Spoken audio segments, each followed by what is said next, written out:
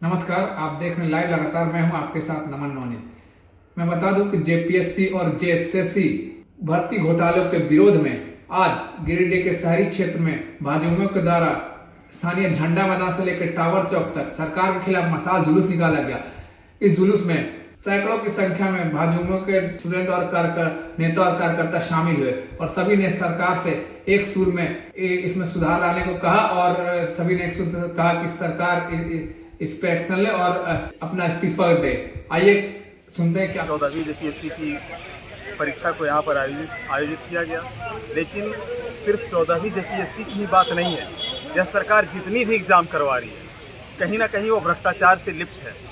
आप देख रहे हैं कि इतनी अनियमितताओं के साथ एग्ज़ाम को यहाँ पर कंडक्ट किया जाता है। समझिए जिस एजेंसी को दिया गया है यहाँ पर पेपर करवाने के लिए, वो एजेंसी उत्तर प्रदेश में ब्लैक लिस्टेड है। सरकार सब चीज़ जानते हुए भी सरकार का आप देखेंगे तो ये दोहरा चरित्र को दर्शाता है स्टूडेंट के प्रति। बार बार यह सरकार कह के आई कि स्टूडेंट के लिए इतनी सारी नौकरियां लाऊंगा, 5-5 लाख नौकरियां प्रत्येक वर्ष लाऊंगा। 5 लाख की तो बात दूर है, कम से कम सरकार को इतना तो शर्माना ही चाहिए कि कम से कम हम छात्रों के साथ खेलना बंद करें। यहाँ पर हम देख रहे हैं कि मैं एक छात्र हूँ, हमारा 141 क्वेश्चन सही हो रहा है लेकिन हमारा सिलेक्शन नहीं हुआ है। जो 32 क्वेश्चन को भरे हुए हैं OMR में, जिनका कल गिरफ्तारी किया है यहाँ की सरकार ने, वो ओनली 15 से 17 क्वेश्चन के आसपास में उनका सही है। उनको किसी भी तरह से प्रीलिम्स में उनका रिजल्ट हो जाता है और हम लोग का रिजल्ट पड़ा कपड़ा रह जाता है। आप देख सकते हैं कि जैसे सीजन में किस लेवल का धांधली हुआ। अरे भाई, सरकार को अगर इतना ही नौकरी बेचने का शौक है तो सरकार सब नौकरी का फिक्स कर देना।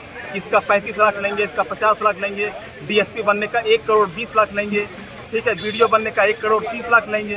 फिर हम लोग अगर पैसा होगा तो हम लोग फॉर्म भरेंगे और जाकर जेपीएससी को ज्वाइन करेंगे, सिविल सर्विस को ज्वाइन करेंगे। अगर पैसा नहीं होगा तो हम लोग जाकर चुपचाप घर में बैठेंगे। इतना दोहरा चरित्र क्यों कर रही है हम छात्रों के साथ?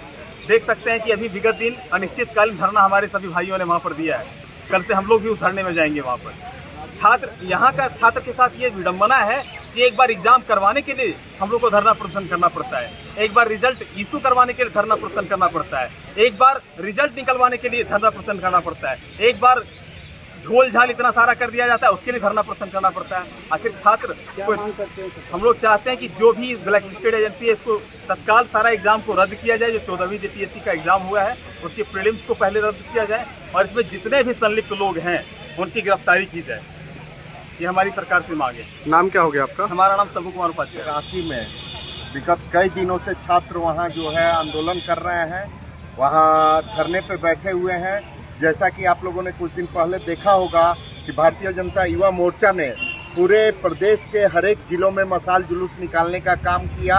CGL और जेपीएससी के एग्ज़ाम में जो धांधली हुई, जो प्री एग्ज़ाम में धांधली को लेके, उसके बाद आनन फानन में मशाल जुलूस जैसे ही निकला, उसके बाद आपने देखा कि जेपीएससी के चेयरमैन ने इस्तीफा दिया और अगले दिन हम लोग मशाल जुलूस के अगले दिन रांची भारतीय जनता युवा मोर्चा के पूरे प्रदेश के ज़िले से वहाँ कार्यकर्ता पहुँचे, उसमें छात्र भी सहभागी बने और उसमें ज़बरदस्त आंदोलन हुआ। जेपीएससी कार्यालय का घेराव किया गया, जिसके बाद आनन फानन में CID को जाँच सौंपी गई और जो मेंस एग्ज़ाम होना था वो कैंसिल भी हुआ और उसके बाद CID जांच में लीपापोती करते हुए चेयरमैन के इस्तीफे के बाद 11 लोगों की गिरफ्तारी हो चुकी है, जिसमें आप लोगों ने देखा होगा कि गोड्डा से अभय तिवारी नाम का एक शख्स गिरफ्तार हुआ है। जो एजेंसी इसका जेपीएससी का एग्ज़ाम लेती थी उस एजेंसी में वो एक एम्प्लॉय था, मैनेजर के पोस्ट पे था। उसका आप लोगों ने देखा होगा कि उसके परिवार के कई लोग नौकरी लिए हैं, कई लोगों को नौकरियां प्राप्त हुई है। उसके अलावा कई, जैसे कल ही एक छात्र गिरफ्तार हुआ आपका हजारीबाग से, वहाँ भी आपको पता चला कि OMR सीट नहीं मिल रही है। हर एक छात्रों के पास एक OMR सीट होती है, जब भरते हैं तो एक उसकी फ़ोटोकॉपी उसको घर ले जाने की इजाज़त होती है। तो वो लोग जो लोग सेटिंग के साथ जिनका OMR बाद में एग्ज़ाम होने के बाद रंगा गया, वो OMR सीट कैसे मैच होगा? उसमें तो बढ़ा के OMR रंग दिया गया और वो तो कायदे से जब एग्ज़ाम दे रहा था तो उस समय तो OMR सीट में उसके जो है वो कभी जो जानता होगा उसी को रंगा या नहीं रंगा, ब्लैंक छोड़ दिया। तो उन लोगों ने छात्रों के पास जिनका सिलेक्शन हुआ है, कई जो छात्र इस धांधली में संलिप्त है, इस भ्रष्टाचार में संलिप्त है और उनके OMR सीट नहीं मिल रहे हैं। कल छात्र भी जो गिरफ्तार हुआ उसका OMR सीट नहीं मिला और उस छात्रों ने जो है, जहां तक अभी तक जानकारी मिल रही है, उसने एक्सेप्ट भी कर लिया है कि उसका OMR सीट रंगा गया है। और इसको इतने सारे होने के बावजूद भी सिर्फ झारखंड सरकार लीपापोती कर रही है।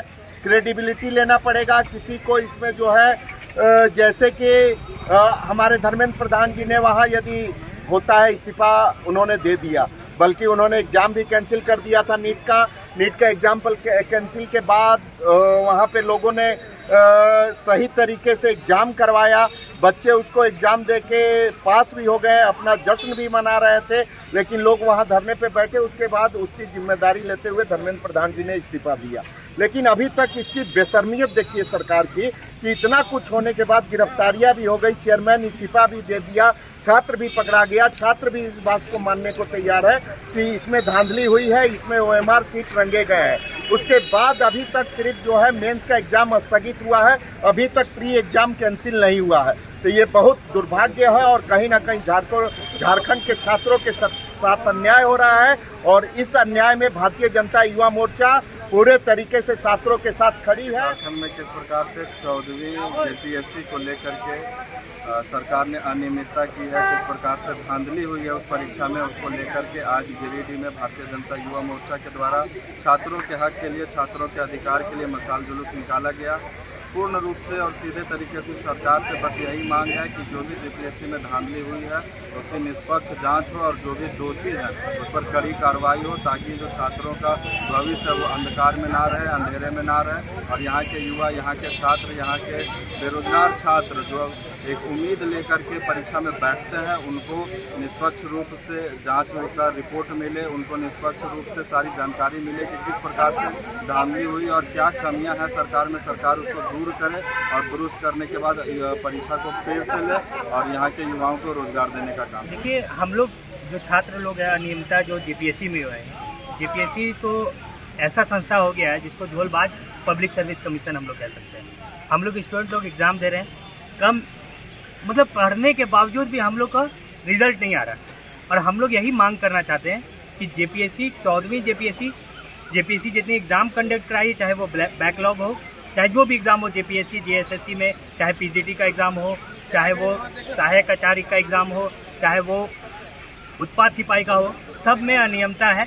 TDPL कंपनी जो है उसने ये सारा एग्ज़ाम कंडक्ट करवाया JPSC में, तो हम लोग मांग करते हैं ये सारा स्थगित होना चाहिए। संख्या में छात्रों एवं युवाओं ने भारतीय जनता युवा मोर्चा के बैनर तले एक आक्रोश मार्च निकाला। मार्च में हम लोगों ने मशाल जला करके इस सरकार का विरोध किया है, क्योंकि आप लोगों को जैसा पता है कि अभी जो JPSC में इतना तरीके का घोटाला, इतना तरीके का घपला सामने आ रहा है कि हम लोग दंग रह गए हैं इसको देखकर, कि बिना कट ऑफ के एग्ज़ाम रिजल्ट जारी कर दिया जाता है, बिना टीचर्स के मतलब बिना ऑथराइज पदाधिकारियों के साइन के रिजल्ट जारी कर दिया जाता है। ये सब क्या है? ये सब सीधे तौर पर सरकार का रवैया है कि वो तरीका है कि वो लोग सीट बेच रहे हैं। ये सिर्फ साफ पता चल रहा है कि वो लोग सीट बेच रहे हैं। और बस हम लोगों का यही डिमांड है कि हेमंत सोरेन जी, जिस तरीके से केंद्र में धर्मेंद्र प्रधान जी ने इस्तीफा दिया है, आप भी यहाँ के शिक्षा मंत्री आप भी इस्तीफा दें और उसके बाद JPSC की जो परीक्षा हुई है इसको तत्कालीन रूप से रद्द करें, नहीं तो हम लोग आने वाले समय में ईंट से ईंट बचाएंगे आपकी।